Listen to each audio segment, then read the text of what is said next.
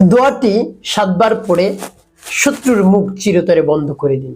7 বার দোয়াটি পাঠ করবেন, শত্রু আপনার বিরুদ্ধে আর কোনোদিন কথা বলতে পারবে না। আপনার কাছে মাপ চাইবে, আমার ভুল হয়ে গিয়েছে, আমি জুলুম করেছি, অন্যায় করেছি, আমাকে মাফ করে দাও। তার শরীরের মধ্যে জ্বালা যন্ত্রণা শুরু হয়ে যাবে। সে নিজে টিকতে না পেরে আপনার কাছে ক্ষমা প্রার্থনা করবে, ক্ষমা ভিক্ষা চাইবে। আমি তোমার অনেক ক্ষতি করেছি, আর্থিক ক্ষতি করেছি। আপনার শত্রু এসে আপনার কাছে হাত জোর করবে, আমি আর কোনোদিন তোমার ক্ষতি করব না। এমন সমস্যা তার শুরু হয়ে যাবে, সে আপনার কাছে মাপ চাইতে বাধ্য হবে। আপনার শত্রুর হয়তো অনেক জনবল রয়েছে, শক্তি রয়েছে, অনেক অর্থ সম্পদ রয়েছে। আপনার শক্তি বৃদ্ধি হবে আপনার শত্রুর চেয়ে। আপনি তাকে সাহায্য করতে পারবেন, দমন করতে পারবেন, নিস্তেজ করে দিতে পারবেন, একেবারে চিরতরে তাকে শেষ করে দিতে পারবেন যদি আপনি দোয়াটি 7 বার পাঠ করেন। তার মুখ বন্ধ হয়ে যাবে, আপনার বিরুদ্ধে কথা বলবে না, আপনারা ক্ষতি করবে না। প্রিয় ভাই বোনেরা, অনেক ধরনের শত্রু থাকতে পারে। জানের শত্রু, মানের শত্রু, সম্পদের শত্রু, সম্মান নষ্ট করে শত্রু, আপনার পরিবারের শত্রু থাকতে পারে। আপনার সম্মান নষ্ট করে রাস্তাঘাটে, হাটে, মাঠে, বাজারে, যেখানেই দেখা হয় এমন এমন কথা বলে আপনার সম্মান চলে যায়।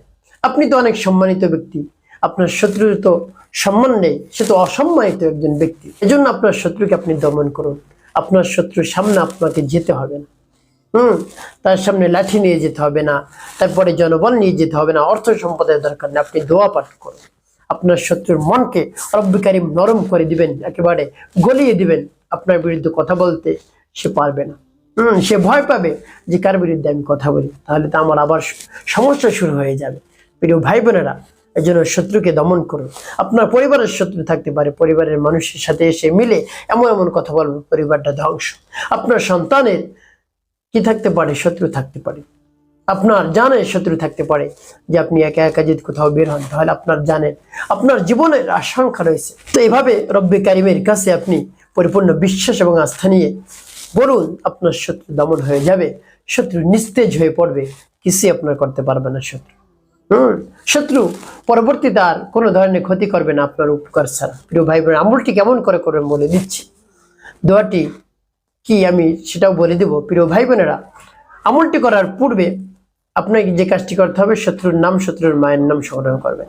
তারপরে আপনি উত্তম রূপে ওযু করবেন। উত্তম রূপে ওযু করে পবিত্রতা অর্জন করে পবিত্র স্থানে আপনি বসবেন, একেবারে নির্জন একটি জায়গায় বসবেন যেন তো আপনাকে ডিস্টার্ব না করে। তারপরে আপনার জীবনের সমস্ত গুনার কথা স্মরণ করে ক্ষমা প্রার্থনা করবেন। আস্তাগফিরুল্লাহ রাব্বি মিন কুল্লি যামবি ওয়া আতুবু ইলাইহি, লা হাওলা ওয়ালা কুওয়াতা ইল্লা বিল্লাহিল আলিয়্যিল আযীম।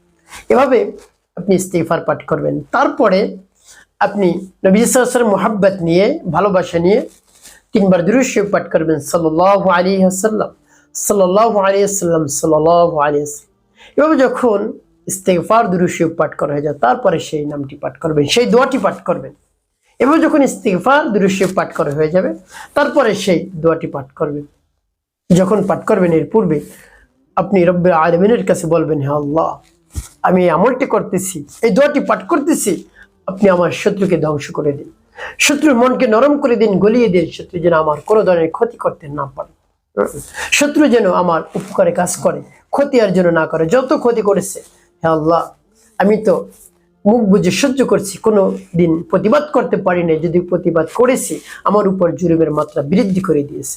হে আল্লাহ, এই জন্য মুখ বুঝে সহ্য করেছি, আমি কি করব, নিরুপায় হয়ে পড়েছি, কোনো দিক আমি খুঁজে পাচ্ছি না, আমি আপনার শরণাপন্ন হয়েছি, এই দোয়াটি পাঠ করতেছি, আমলটি করতেছি, আমলের বরকতে আমার শত্রুকে নিস্তেজ করে দিন, দমন করে দিন। এভাবে রব্বি কারিমের কাছে আপনি বলবেন। তো প্রিয় ভাই বোনেরা, সেই দোয়াটিকে আমি আপনাদেরকে বলে দিচ্ছি। এভাবে মনকে স্থির করে মনোযোগ এনে তারপরে দোয়াটি পাঠ করবেন, সহি শুদ্ধ করে পাঠ করবেন। আমার সাথে শুনে শুনে আপনি পাঠ করুন, মুখস্থ করে ফেলুন, একেবারে ছোট দোয়াটি। এভাবে দোয়াটি পাঠ করে কি করবেন আমি বলে দিচ্ছি, আগে আমলটি শেষ করে নিন। যেমন বিসমিল্লাহির রহমানির রহিম, আল্লাহুম্মা ইন্না নাজআলুকা ফি নুহুরিহিম ওয়া নাউযু বিকা মিন শুরুরিহিম। اللهم إنا نجعلك في نحورهم ونعوذ بك من شرورهم اللهم إنا نجعلك في نحورهم ونعوذ بك من شرورهم এভাবে যখন পাঠ করা হবে একটু ফুটে আপনি তো পূর্বেই শত্রুর নাম শত্রুর মায়ের নাম নেবেন তারপর আপনি আবারও পাঠ করবেন বিসমিল্লাহির রহমানির রহিম اللهم إنا نجعلك في نحورهم ونعوذ بك من شرورهم اللهم إنا نجعلك في نحورهم ونعوذ بك من شرورهم اللهم إنا نجعلك في نحورهم ونعوذ بك من شرورهم পাঠ করার সময় তারপর আপনি মনে দরদ নিয়ে বড় পাঠ করবেন বিসমিল্লাহির রহমানির রহিম اللهم إنا نجعلك في نحورهم ونعوذ بك من شرورهم اللهم إنا نجعلك في نحورهم ونعوذ بك من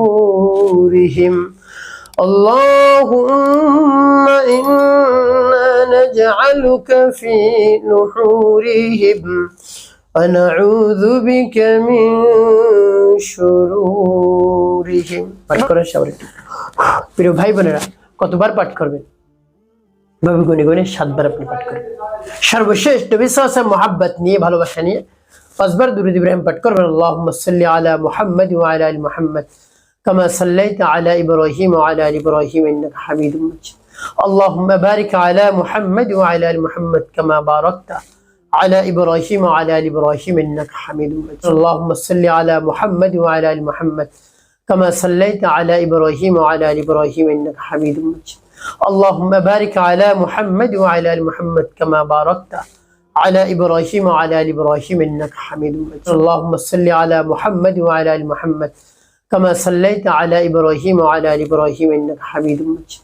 اللهم بارك على محمد وعلى آل محمد كما باركت على إبراهيم وعلى آل إبراهيم إنك حميد مجيد اللهم صل على محمد وعلى آل محمد كما صليت على إبراهيم وعلى آل إبراهيم إنك حميد مجيد اللهم بارك على محمد وعلى آل محمد كما باركت على إبراهيم وعلى آل إبراهيم إنك حميد مجيد اللهم صل على محمد وعلى آل محمد كما صليت على إبراهيم وعلى آل إبراهيم إنك حميد مجيد اللهم بارك على محمد وعلى آل محمد كما باركت على إبراهيم وعلى آل إبراهيم إنك حميد مجيد اللهم صل على محمد وعلى آل محمد كما صليت على إبراهيم وعلى آل إبراهيم إنك حميد مجيد اللهم بارك على محمد وعلى آل محمد كما باركت على إبراهيم وعلى آل إبراهيم إنك حميد مجيد এভাবে যখন দুরূদ ইব্রাহিম 5 বার পাঠ করা হয়ে যাবে দুটি ফুটে প্রিয় ভাই বোনেরা আপনার আমলটি করা হয়ে গেল এখন কি করবেন আপনি ওই স্থানে বসে রব্বি কারীমের কাছে বলবেন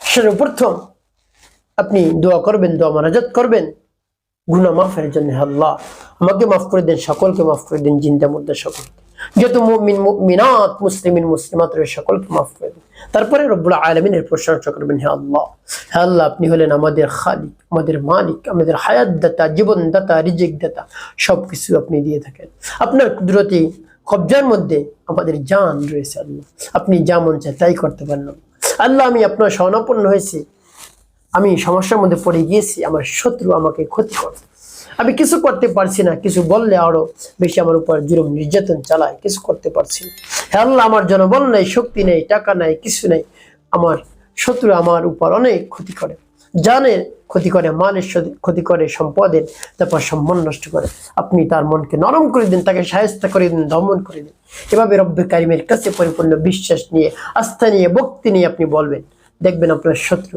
একেবারে ফিনিশ হয়ে যাবে। আপনার শত্রু আপনার আর কোনো ধরনের ক্ষতি করতে পারবে না ইনশাআল্লাহ। প্রিয় ভাই বোনেরা, একটি কাজ করতে হবে, 5 ওয়াক্ত নামাজ আপনাকে আদায় করতে হবে, মানুষের কল্যাণে খেদমতে কাজ করবেন, অবশ্যই আপনার জীবন হবে সুখময় এবং শান্তিপূর্ণ ইনশাআল্লাহ।